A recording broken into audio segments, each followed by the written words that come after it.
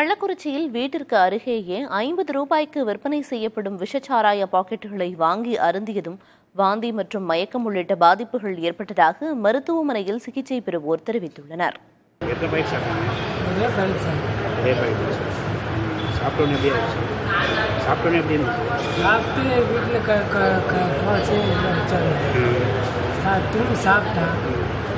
அதனால உடம்பு கொஞ்சம் நல்லா இருந்தது.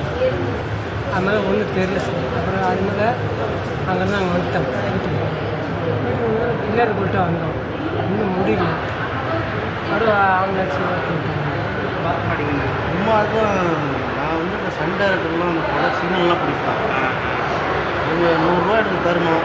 அவங்க என்ன பண்ணாங்க, பைசா இல்லை எடுத்து போய் சாப்பிடணும்னு கொடுத்தாங்க. அது எதார்த்தம் வாங்கி சாப்பிடக்குள்ள ஒன்று தான் சாப்பிட்டாங்க. ஒரு மாதிரி மயக்கமாகி வாமிட்டு வர மாதிரி இருந்துச்சு.